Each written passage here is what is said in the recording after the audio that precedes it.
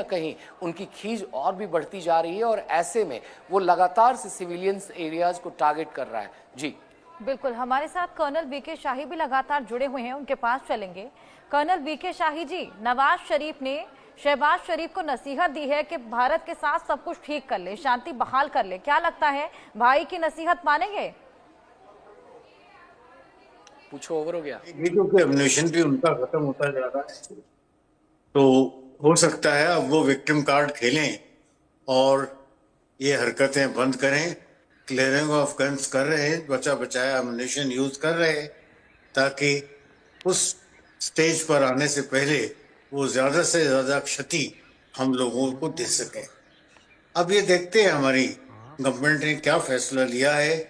क्या उनके घुटने टेक पर हम एक बार फिर उनको 71 की तरह बख्श देंगे, या इस बार आर या पार का युद्ध करके अपना पाकिस्तान द्वारा इलीगली ऑक्युपाइड जो एरिया है उसको खाली कराने का प्रयास करेंगे।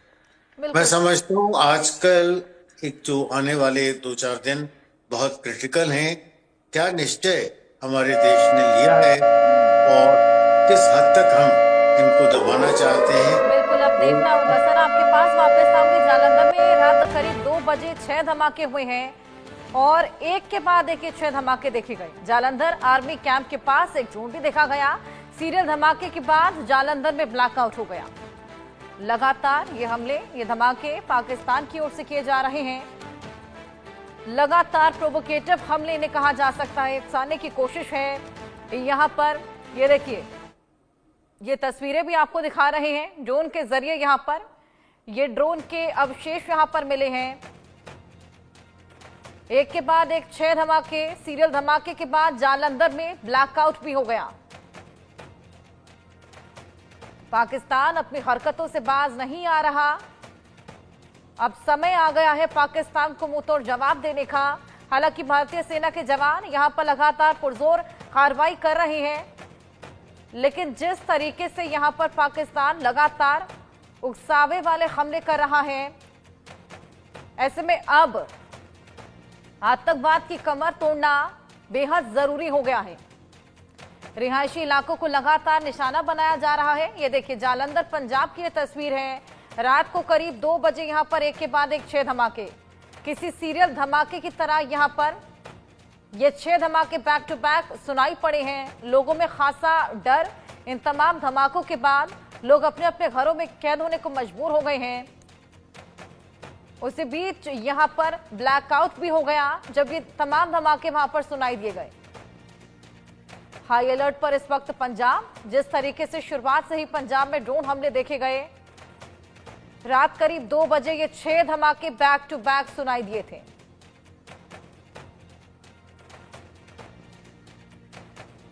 तमाम बैठकों का दौर जारी है। आज एक प्रेस कॉन्फ्रेंस भी होने वाली है। अब देखना होगा प्रेस कॉन्फ्रेंस में क्या जानकारी दी जाती है। इन तमाम हमलों को लेकर सबसे पहले लोगों को अवेयर किया जाएगा, लोगों को मेंटली प्रिपेयर किया जाएगा, जो कि बेहद जरूरी भी हो चला है। कर्नल वीके शाही जी, जिस तरीके से लगातार ये हमले हो रहे हैं, ऐसे में लोगों को मेंटली प्रिपेयर करना भी बेहद ज्यादा जरूरी है, क्योंकि लोग यहाँ पर जिस तरीके से पैनिक हो रहे हैं, उनको यहाँ पर अवेयर तो देखिए लगातार किया जा रहा है। ये प्रैक्टिस भी इस बार पहली बार देखने को मिली, जब तमाम हमलों के बाद हर बार प्रेस कॉन्फ्रेंस करके लोगों को अवेयर किया जा रहा है, लेकिन मेंटल प्रिपरेशन भी यहाँ पर बहुत ज्यादा जरूरी। सही बात है, जब तक अवेयर नहीं किया जाएगा तो फिर वो र्यूमर मार्केट शुरू हो जाता है। पाकिस्तान की बड़ी नुपड़ता है झूठ बोलने में और र्यूमर्स फैलाने में। इसलिए सरकारी तौर पर जो ये बार बार अवेयरनेस का काम किया जा रहा है, सराहनीय है। और मैं समझता हूँ पूरे मीडिया को सिर्फ सरकारी रूप से आने वाले समाचार, सरकारी रूप से आने वाली जो इंफॉर्मेशन है, उसी को आगे बढ़ाना चाहिए और उसी पर अवगत कराना चाहिए पूरी जनता को। नहीं तो वो गप्पों का और र्यूमर्स का और झूठी खबरों का बाजार गर्म हो जाता है और लोगों में पैनिक क्रिएट होता है, जो पाकिस्तान का एक लक्ष्य हो सकता है। बिल्कुल, जी पाकिस्तान की मंशा भी हो सकती है लोगों को यहाँ पर नुकसान पहुंचाना, तो उनकी मंशा है ही, लेकिन यहाँ पर लोगों का मनोबल तोड़ना, यहाँ पर डराना, खौफ पैदा करना भी एक बेहद बड़ी मंशा पाकिस्तान की हो सकती है। सर। जी, सही बात है। वो उसी लिए करते हैं, और जो बार बार ये वक्तव्य देते हैं हमारे सरकारी तौर पर, उनका अभिप्राय सिर्फ इतना होता है कि सही सही जानकारी लोगों को हो, सही सही प्रिकॉशंस क्या लेने हैं वो बताए जाएं। और उस रूप में मैं समझता हूँ भारतीय जनता काफी जागरूक है। वो समझते हैं किस समय पर क्या करने की आवश्यकता है। अभी लोग घरों में हैं। एक और बड़ी खबर, जम्मू में पाकिस्तान का बड़ा मिसाइल अटैक देखने को मिला है। जम्मू में आप शंभू मंदिर पर हमला किया गया है। आप शंभू मंदिर पर मिसाइल दागी गई है। भारतीय सेना का पाकिस्तान को मुंह तोड़ जवाब दिया गया। आप शंभू मंदिर जिस पर मिसाइल दागी गई, हालांकि भारतीय सेना ने पुरजोर कार्रवाई यहां पर की है। लगातार रिहायशी इलाकों को निशाना बनाया जा रहा है। ये बेहद बड़ा मिसाइल अटैक यहां पर देखने को मिला। जम्मू शहर पर भारी मिसाइल हमले लगातार, हालांकि रात में थोड़ी सी कमी हुई थी, लेकिन सुबह से ही लगातार मिसाइलें दागना, सुबह से लगातार शेलिंग करना यहां पर पाकिस्तान ने शुरू कर दिया। पाकिस्तान का ये बेहद बड़ा मिसाइल अटैक, भारी मिसाइल हमला जम्मू शहर में जगह जगह देखा जा रहा है। पुंछ में, राजौरी में, कुपवाड़ा में लगातार कई धमाके, सुबह से ही धमाकों की गूंज है। जैसे जैसे सुबह होती जा रही है, सूरज की किरणें आसमान में छा रही हैं, वैसे वैसे यहाँ पर धमाके भी लगातार बढ़ते चले जा रहे हैं। ये बेहद बड़ा मिसाइल अटैक वहां पर देखा गया। लोगों में खासा तनाव है, लोग खौफ में हैं, लोग अपने अपने घरों में रहने को मजबूर हैं। यहाँ तक कि कई लोग वहां से शिफ्ट भी हो चले हैं सुरक्षित स्थानों पर। लेकिन जो तमाम लोग एलओसी पर रहते हैं रिहायशी इलाकों में, उनके लिए यहाँ पर स्थिति सबसे खराब है। आप शंभू मंदिर जहां पर मिसाइल से यह अटैक हुआ, ये देखिए किस तरीके से यहाँ पर तमाम चीजों के परखच्चे उड़े हुए नजर आ रहे हैं।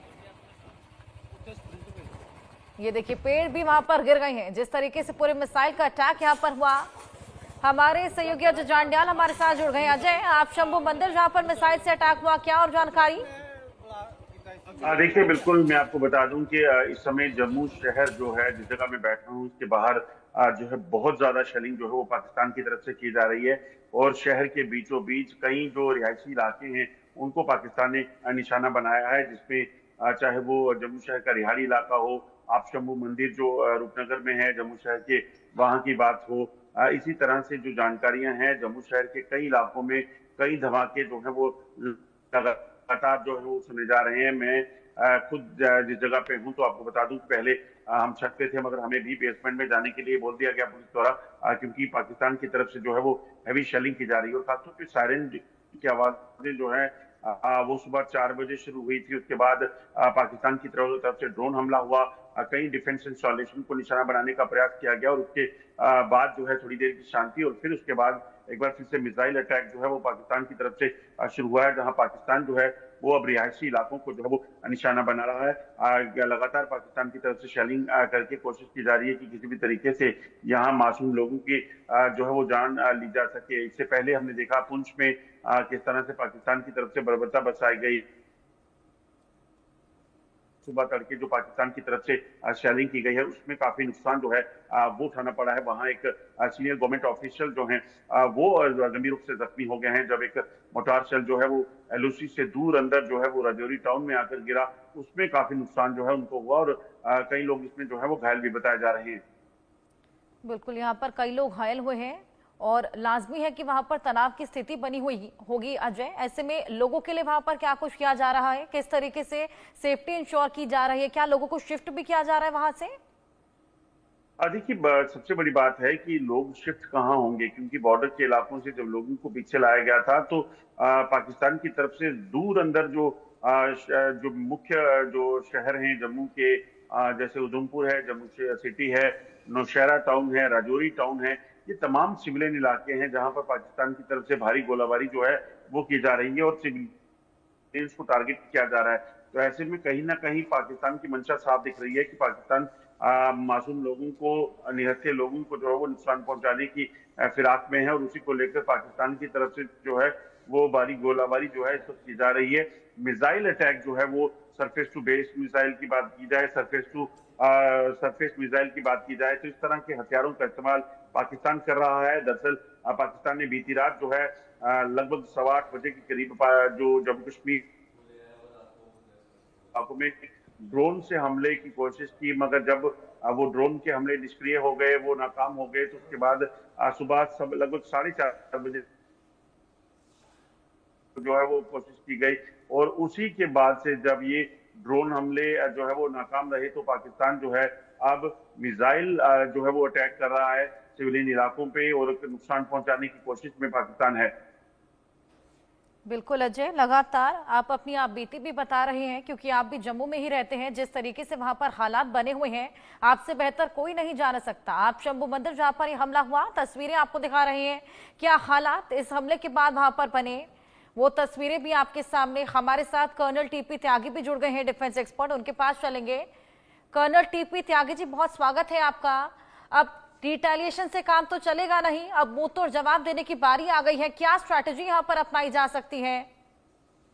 देखिए, हमारे उत्तर से लेके और पश्चिम तक पूरे बॉर्डर पे इंटीग्रेटेड एयर डिफेंस सिस्टम है, जिसमें काइनेटिक भी है, नॉन काइनेटिक भी है। अब जब मैं काइनेटिक की बात करता हूँ तो S-400 एयर डिफेंस सिस्टम है, आकाश डिफेंस सिस्टम है, बराक एयर डिफेंस सिस्टम है, और उसके साथ साथ स्मॉल लो एल्टीट्यूड के लिए और डिफरेंट रेंजेस के लिए L-70, ZU-23, समर, पेचोरा, यानी कि हर तरह का small, medium, long range, small, लो एल्टीट्यूड, हाई एल्टीट्यूड, सबके लिए एयर डिफेंस सिस्टम है। और क्या कहते हैं, एंटी ड्रोन नेट भी है और इलेक्ट्रॉनिक वारफेयर भी है। लेकिन इससे हम क्या रोक सकते हैं?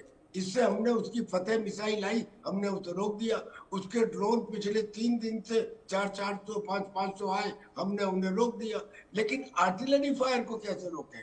आर्टिलरी फायर यानी कि 155 mm बोर से जो हैवी शेल है उससे वो फायर करे। अगर वो हमारी चौकी के ऊपर फायर करे तो हम उसका जवाब दें। लेकिन अगर वो किसी सिविलियन एरिया में करता है, मीडियम मशीन गन से या लाइट मशीन गन से, तो उसको कैसे रोकें?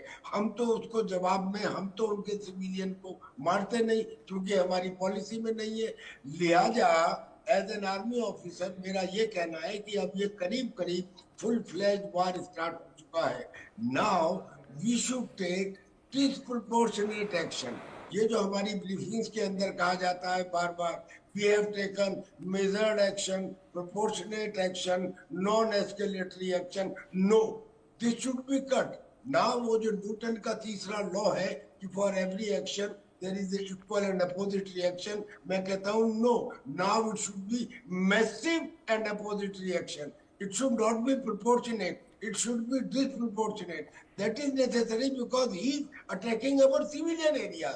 This is the catch. और not only this, जब से हमास के लोग आए हैं और आके मिले हैं जैश मोहम्मद से और उनकी मुलाकात कराई गई है इस मौलाना मुनीर से, तो उन्होंने हमास वाली टेक्नोलॉजी के ऊपर काम करना शुरू किया है। जो इन्होंने अटैक किए, गुरुद्वारे पे नहीं किए क्या? आज सुबह मंदिर पे नहीं किए क्या? चर्च पे नहीं किए क्या? और सिविलियन पे नहीं किए क्या?